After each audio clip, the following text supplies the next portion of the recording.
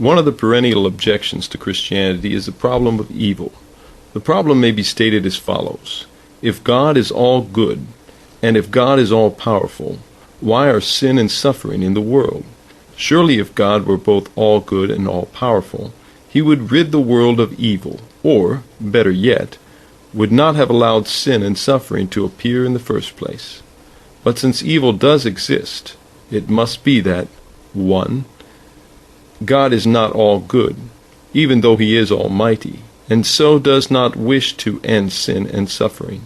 Or 2. God is all good, but not almighty, and so he cannot rid the world of sin and suffering, no matter how good he is. Or 3. God is neither all good nor all powerful, and so neither wishes to nor can rid the world of evil. Or 4. There is no God at all. Or 5. There is more than one God, none of whom is omnipotent, and one or more of whom may be evil. Or 6. God is impersonal, and the ascription of intelligence or purposes to it is a pathetic fallacy. Whichever alternative is chosen, the existence of the God of the Bible is disproved, so the argument goes.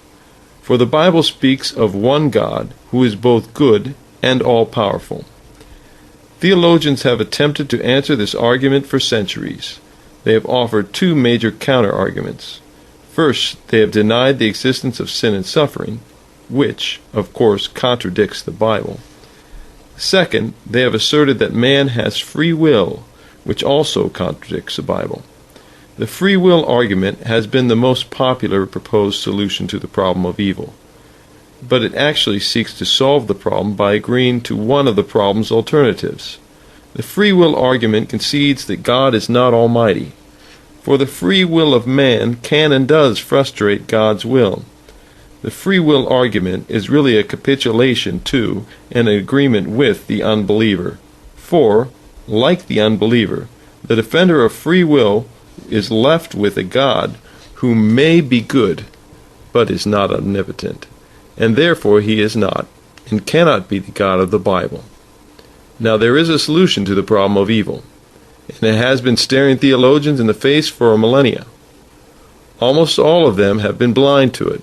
The solution is found in the Scriptures themselves, in the very description of God that the unbeliever twists into an argument against God. Dr. Clarke set forth that solution in a British journal in 1932 when he was 29 years old. And then he published it again 30 years later in his book, Religion, Reason, and Revelation, from which this essay is taken. It is only in the Scriptures that the solution to the problem of evil is found. No other proposed solution solves the problem of evil. Counterfeit Christianities, such as Arminianism and Romanism, cannot solve the problem. In fact, the problem of evil proves those counterfeits to be false. Their proponents do not understand the sovereignty of God, nor the origin of moral law, including the concepts of good and evil, nor the basis for human responsibility. Consequently, the unbeliever, wielding the problem of evil as his weapon, has slain Arminianism and Romanism. But the problem of evil has no force against biblical Christianity, which denies assumptions on which the argument is founded. 1. That the concept of goodness has some meaning apart from God and is somehow superior to God. 2. That God is benevolent towards all his creatures. And 3. That God's actions are not by definition just, righteous, and good.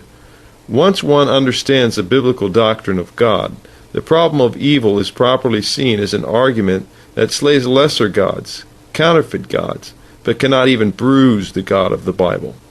John W. Robbins. God and evil.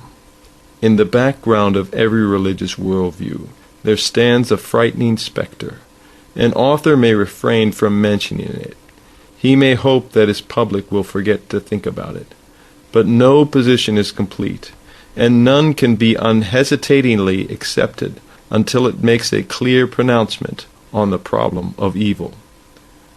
Of man's first disobedience, and the fruit of that forbidden tree whose mortal taste brought death into the world, and all our woe, sing the heavenly muse. This quote was taken from John Milton, Paradise Lost, 1-6. It is not, however, the sonorous phrases of a great poet, nor even the inspiration of a muse that we need. Careful thought, clean-cut definitions, and consistency to the end are the prerequisites for progress. The aim of this chapter is to face the question of evil squarely, without dodging, and to show that, whereas various other views disintegrate at this point, the system known as Calvinism and expressed in the Westminster Confession of Faith offers a satisfactory and completely logical answer. Historical exposition.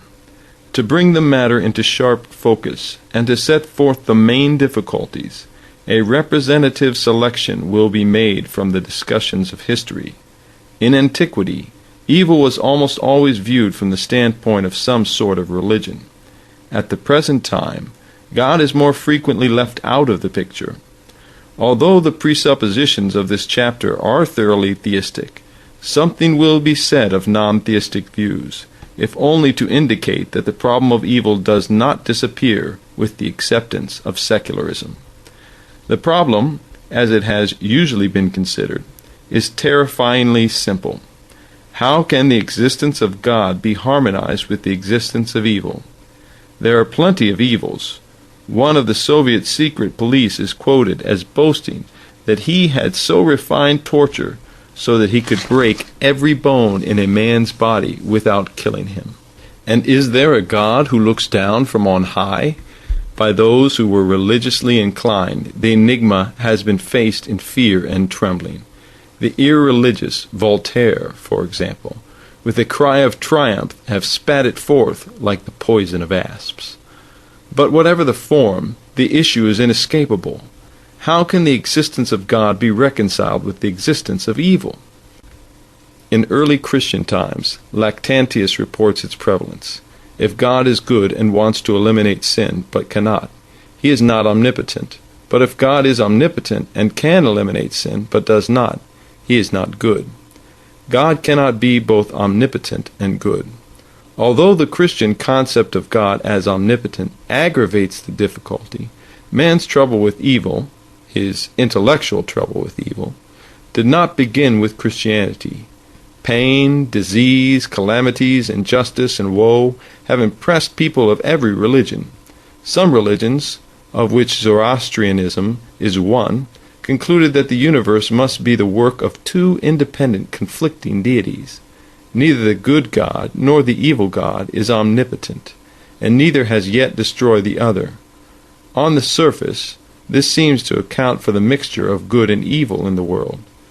But such ultimate and irreducible dualisms give rise to further riddles which many philosophers have thought equally insoluble. Plato, in his Republic, attempted to account for evil by the assumption that God is not the cause of everything, but only of a few things. Few because our evils far outnumber our goods. In the Timaeus, he was not quite so pessimistic, but he still held that there is an eternal and chaotic space which the demiurge cannot entirely control.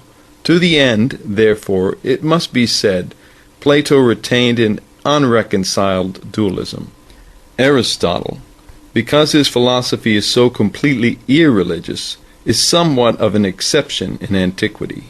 He conceived God in such a way that his relation to evil, or to the moral endeavors of men, hardly mattered.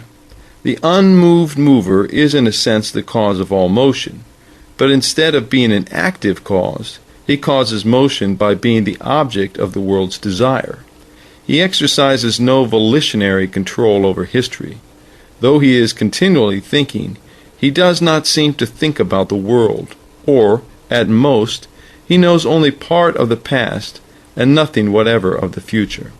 Naturally, the great Christian philosopher Augustine grappled with the difficulty.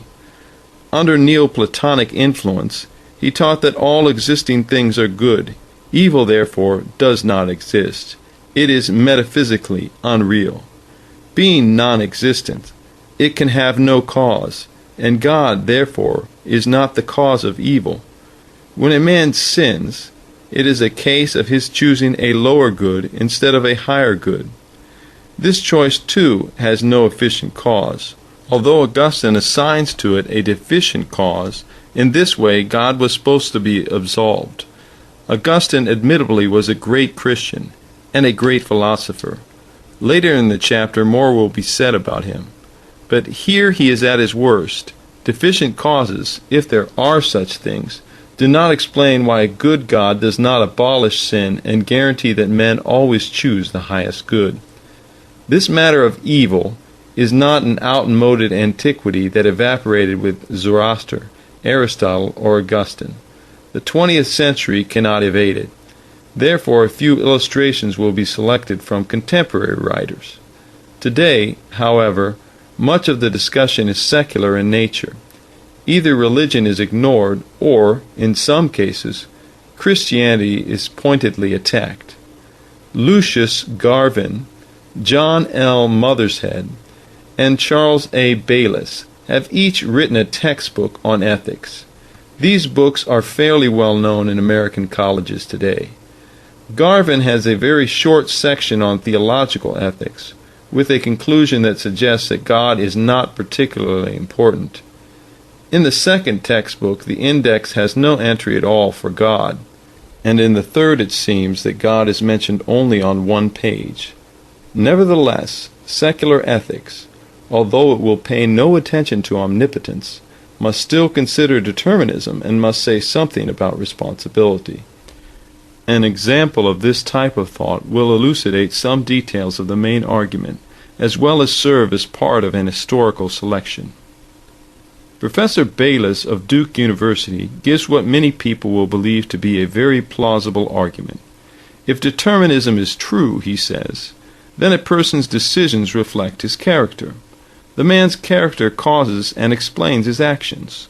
Accordingly, if we know the particular weaknesses of a man's character, we may be able, by praise, promises, threats, or punishments, to alter his character, improve the man, and so produce better decisions. Blame and punishment, therefore, which have the effect of reforming a person, are justifiable, but retributive punishment will not be justifiable if determinism is true. The remote causes of a man's character are far in the past and were never under his control. Therefore, he is not responsible for them, and therefore retributive punishment is illegitimate. Dr. Bayliss further insists that indeterminism also renders retributive punishment illegitimate, and what is worse, indeterminism can provide only a dubious justification for corrective punishment. Another professor at Duke University furnishes an example of those who pointedly attack Christianity. The argument comes from an introduction to the philosophy of religion by Dr. Robert Leet Patterson. To refer evil to a corrupt human nature transmitted from Adam, Professor Patterson brands as an odious doctrine which Pelagius, to his honor, anticipated modern liberals in rejecting. Besides, there is a previous question. The author asks, if it be as easy for God to create good men as to create evil men, why did not God create all men good? To suppose that God created the good and the evil for his own glory, to bestow his love on the good and his wrath on the evil, is to lower God to the level of the most degenerate human tyrant. Such an idea must be decisively rejected. For, the author insists, God cannot be thought of as immoral, even if we believe, in the absence of all evidence, that every occurrence of evil is essential to the realization of a greater good. The fact that God could not produce the good without the previous evil indicates that God's power is limited. Today, then, as in the past, the existence of evil is a crucial question, and the answer frequently includes the idea of a limited deity. Many modern philosophers, such as John Stuart Mill, William Pepperell Montague, and Georgia Harkness, as well as the ancient Zoroaster and Plato, accept a finite God, but it must be clearly understood that the idea is incompatible with Christianity. The Bible presents God as omnipotent, and only on this basis can a Christian view of evil be worked out. The idea of a finite God, although it is a non-Christian expedient, has nonetheless a certain amount of merit by reason of its honesty. Professing Christians are not always so frank. In certain Christian college, the head of the Bible department used to tell his students not to discuss the subject. Indeed, this was rather clearly the policy of the institution, for the subject is controversial. It is so unedifying, and the professor should have added, it is embarrassing, for when some pointed questions were asked him, he grew irritated and replied, "I do not like the kind of questions you ask." Perhaps such colleges think that if evil is never mentioned, the students will never hear about it. They seem to forget that the secular enemies of Christianity will soon remind them and ask them controversial, unedifying, and embarrassing questions. Such an attitude of secrecy did not characterize the great Christian theologians, Augustine, Aquinas, and Calvin. We may perhaps not agree with this one or that one, but like the modern secularists, they were open and honest. Before we drop the idea of a finite God, however, there is one interesting consideration to mention. If the mixture of good and evil in the world rules out the possibility of a good and omnipotent God, and if the extent of good in the world hardly allows the assumption of an infinite evil demon, it does not follow that there is a finite good God. A finite evil God is an equally acceptable conclusion. Instead of saying that God does the best he can, but being limited, he cannot quite eliminate the evil in the world, we could just as well say that God does the worst he can, but being limited, he cannot quite eradicate the forces of good which oppose his will. Evidently, therefore, the advocates of a finite God arrive at their conclusion more by emotion than by reason. Free will. Because of God's omniscience, most probably, Augustine recognized that the metaphysical unreality of evil and the supposition of deficient causes were inadequate to dispose of the difficulties. Accordingly, he added a theory of free will. From pagan antiquity through the Middle Ages, on down into modern times, free will has doubtless been the most popular solution offered for the problem of evil. God is all-powerful, many people will say, but he has adopted a hands-off policy and allows men to act apart from divine influence. We choose, and we choose evil, of our own free wills. God does not make us do so. Therefore, we alone are responsible, and not God. This theory of free will must now be carefully examined. Is it a satisfactory theory? Do its proponents have an unambiguous concept of its chief term? Is it true that the will is free? And if it is true, does free will solve the problem of evil? Augustine's formulation of the theory of free will, like many other of his views, did not remain unaltered. In his pagan life he had been a Manichaean. He had accepted an ultimate dualism of good and evil. After his conversion, although he had a brilliant mind, he did not immediately see the implications of the biblical assertions so clearly as he did later in life.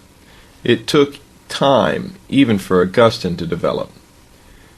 His early view of free will seemed to be that all men are completely untrammeled in their decisions. Anyone can as easily choose this as that. Neither divine grace nor any other force determines a man in either direction. In his work on free will, he begins by wondering how it is possible for all souls, seeing that they commit sin, to have come from God without referring those sins back to God. In other words, if God created souls which are now sinful, is not God responsible for sin? And to go further, Augustine states, quote, "I ask whether a free will itself, by which we are proved to have power to sin, should have been given to us by him who made us. For it is clear that if we were without free will, we would not sin. And in this way it is to be feared that God may be adjudged the author of our doing evil." End of quote. To avoid this conclusion, the explanation, or at least part of it, is that without free will we could as little do good as evil. A being such as a stone or perhaps a bug that cannot do evil is equally incapable of doing good. The ability to do good or evil is one, and God is not to blame if man uses his freedom wrongly. Free will may indeed do wrong, but there is no right action without it. Even sin does not justify the assertion that it were better if sinners did not exist. There must be all grades of being in the world. Variety is essential. Even a soul that perseveres in sin is better than an innate body that cannot sin because it has no will. One must pause, however, from the metaphysical assumption that being is better than non-being. Does it follow that a sinner is better off than a stone? What would Augustine have said if he had remembered Christ's statement, "It would have been good for that man if he had not been born"? Such questions come to mind, but the exposition of Augustine's views must continue. So far it would seem that free will is the property of all men. The very possibility of doing either good or evil requires it. But towards the end of the book, Augustine introduces a thought which he expands in his later writings. Noting that men now inevitably sin and cannot avoid it, he says, quote, "When we speak, then, of will free to do right, we speak of the will in which man first was made." End of quote. Thus it appears that no one now has a free will. In the City of God, Augustine makes this point clearer. Adam had free will in the sense that he was able not to sin. This presumably is the popular notion of free will. Most people seem to mean by it that a man is just as able to will one thing as its opposite. He is free, they say, because he can choose to obey or disobey God's commands. But by the time that Augustine wrote The City of God, he had learned enough about the Bible, and about men too, to know that in this age it is impossible for anyone not to sin. Sin is inevitable. Therefore, the ability to do good or evil is not one. Though the unregenerate do evil, they cannot do good. In the future, when our redemption shall have been completed and we are glorified in heaven, another impossibility will appear. There we shall be unable to sin. Again, the ability to do good or evil is not one. For though we shall do good, we shall not be able to do evil. There is thus 3 stages in the total human drama. Before the fall, posse non peccare, possible not to sin, and in the world to come, non posse peccare, not possible to sin. But in this present world, non posse non peccare, not possible not to sin. Adam, therefore, was the only man who ever had free will. Free will in the usual sense of the term. The phrase free will, however, had such attractive connotations that Augustine did not wish to limit it to Adam. Hence, he immediately continues, quote, "Is God himself to be denied free will because he cannot sin?" End of quote. Augustine assumes that everyone will want to call God free. One may ask the same question also about the righteous angels. But if God and the angels have free will must be redefined so as to consist with the denial that 2 incompatible actions are equally possible. Free will must be made consistent with inevitability, and therefore will no longer bear its common meaning. Later writers also have made a point of fixed and determined felicity of future state, and it might be worth a parenthetical paragraph to pursue for a reference to the Puritan John Gill in The Cause of God and Truth. He writes, "God is a most free agent, and liberty in him is in its utmost perfection, and yet does not lie in an indifference to good and evil. He has no freedom to do that which is evil. His will is determined only to do that which is good. He can do no other, and what he does freely, yet necessarily. The human nature of Christ, or the man Christ Jesus, who as he was born without sin and lived without it all his days on earth, so was impeccable, could not sin. He lay under some kind of necessity to fulfill all righteousness, and yet he did it most freely and voluntarily. which proves that the liberty of man's will is consistent with some kind of necessity. The good angels, holy and elect, who are confirmed in the state in which they are, cannot sin or fall from the happy state, yet perform their whole obedience to God to do His will and work cheerfully and willingly. In the same state of glorification, the saints will be impeccable, cannot sin, can only do that which is good, and yet what they do, or will do, is and will be done with the utmost freedom and liberty of their wills. Whence it follows that the liberty of man's will is consistent both with some kind of necessity and a determination to one. End of quote. This effectively disposes of Augustine's early contention that one must be able to sin in order to do anything good. It also leaves free will in a dubious condition. In this material from Augustine and John Gill, two important points emerge. The first is that the Bible does not teach the equal probability of two incompatible choices. Even if some perverse misinterpreters should still contend that the ability to do good or evil is one, the meaning of the denial is plain and unambiguous. The second point that emerges from the preceding discussion is, however, a matter of ambiguity. Free will has been defined as the equal ability, under given circumstances, to choose either of two courses of action. No antecedent power determines the choice. Whatever motives or inclinations a man may have, or whatever inducements may be laid before him that might seem to turn him in a certain direction, he may at a moment disregard them all and do the opposite. This definition or description, however, is what the present writer believes to be the common notion of free will. It is not the definition found in Augustine or John Gill.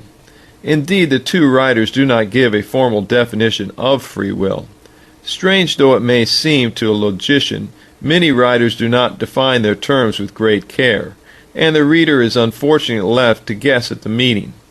An Arminian reading The Cause of God and Truth might very well wonder what its author could possibly mean by liberty and freedom, nor would his perplexity be entirely unjustified. The Puritan speaks of a will that is both free and determined. He refers to actions that are done freely, yet necessarily, and he concludes that the liberty of man's will is consistent with at least some kind of necessity and determination. But the Arminian reader feels himself almost necessitated to judge that this makes no sense. Are not necessity and freedom incompatible? Is it remotely possible that both could be attributed to the same action, choice, or will? The explanation, of course, lies in the fact that the Arminian has a different notion of freedom from that of John Gill, and perhaps he is unaware that in the history of philosophy, freedom of choice has been defined in several different ways. One should never suppose that a phrase or a term means the same thing in every book in which it occurs. Each author chooses the meaning he desires, and each reader ought to try to determine what the meaning is. To be sure, the author ought not to try to make this task difficult, and Gill and others of his day should have been more clear about what they meant. Strict definitions and strict adherence to them are essential to intelligible discussion. If one contender has one idea in mind, or perhaps no clear idea at all, while the other party to the debate entertains a different notion or is equally vague, the result of the conversation is bound to be complete confusion. This is the elementary lesson that Socrates taught in the 5th century before Christ, but many people have not learned it yet. In accord with common opinion, the phrase free will shall here henceforth be used to indicate the theory that a man faced with incompatible courses of action is able to choose any one of them as well as any other. It may be necessary in quoting previous authors to use the phrase in another sense, if they so used it. But the argument of this chapter will restrict the phrase free will to the above definition. This is done in the belief that no Arminian will object. He can make no accusation that his case is prejudiced by a surreptitious introduction of a Calvinistic element into the chief term. Free will is defined with all the freedom that any Arminian could desire. It might seem that here is the proper place to ask the question, Does man have a free will? Is it true that his choices are not determined by motives, by inducements, or by his settled character? Can a person resist God's grace and power to make an uncaused decision? However, these questions will not be answered here. They will be discussed later. The next step in the argument is a slightly different one. Let us assume that man's will is free. Let us assume that these questions have been answered in the affirmative. It would still remain to be shown that free will solves the problem of evil. This, then, is the immediate inquiry. Is the theory of free will, even if true, a satisfactory explanation of evil in a world created by God? Reasons, compelling reasons, will now be given for a negative answer. Even if men were able to choose good as evil, even if a sinner could choose Christ as easily as he could reject him, it would be totally irrelevant to the fundamental problem. Suppose there were a lifeguard stationed on a dangerous beach. In the breakers, a boy is being sucked out to sea by a strong undertow. He cannot swim. He will drown without powerful aid. It will have to be powerful, for as drowning sinners do, he will struggle against his rescuer. But the lifeguard simply sits on his high chair and watches him drown. Perhaps he may shout out a few words of advice and tell him to exercise his free will. After all, it was of his own free will that the boy went into the surf. The guard did not push him in nor interfere with him in any way. The guard merely permitted him to go in and permitted him to drown. Would an Arminian now conclude that the lifeguard thus escapes culpability? This illustration, with its finite limitations, is damaging enough as it is. It shows that permission of evil, as contrasted with positive causality, does not relieve a lifeguard from responsibility. Similarly, if God merely permits men to be engulfed in sin of their own free wills, the original objections of Voltaire and Professor Patterson are not thereby met. This is what the Arminian fails to notice, and yet the illustration does not full justice to the actual situation. For unlike the boy who exists in relative independence of the lifeguard, in actuality God made the boy and the ocean too. Now if the guard, who is not a creator at all, is responsible for permitting the boy to drown, even if the boy is supposed to have entered the surf of his own free will, does not God, who made them, appear in a worse light? Surely an omnipotent God could have either made the boy a better swimmer, or made the ocean less rough, or at least have saved him from drowning. Not only are free will and permission irrelevant to the problem of evil, but further, the idea of permission has no intelligible meaning. It is quite within the range of possibility for a lifeguard to permit a man to drown. This permission, however, depends on the fact that the ocean's undertow is beyond the guard's control. If the guard had some giant suction device which he operated so as to engulf the boy, one would call it murder, not permission. The idea of permission is possible only where there is an independent force, either of the boy's force or the ocean's force. But this is not the situation in the case of God and the universe. Nothing in the universe can be independent of the omnipotent Creator, for in Him we live and move and have our being. Therefore the idea of permission makes no sense when applied to God. Such subterfuges must in all honesty be renounced. Consider two quotations from Calvin. Quote, "Here they recur to the distinction between will and permission, and insist that God permits the destruction of the impious, but does not will it. But what reason shall we assign for His permitting it, but because it is His will? It is not probable, however, that man procured his own destruction by the mere permission without any appointment of God, as though God had not determined what He would choose to be the condition of the principle of His creatures. I shall not hesitate, therefore, to confess plainly with Augustine that the will of God is the necessity of things, and that what He has willed will necessarily come to pass. God is very frequently said to blind and harden the reprobate, and to turn, incline, and influence their hearts, as I have elsewhere more fully stated. but it affords no explication of the nature of this influence to resort to prescience or permission. For the execution of his judgments, he, by means of Satan, the minister of his wrath, directs their counsels to what he pleases, and excites their wills and strengthens their efforts.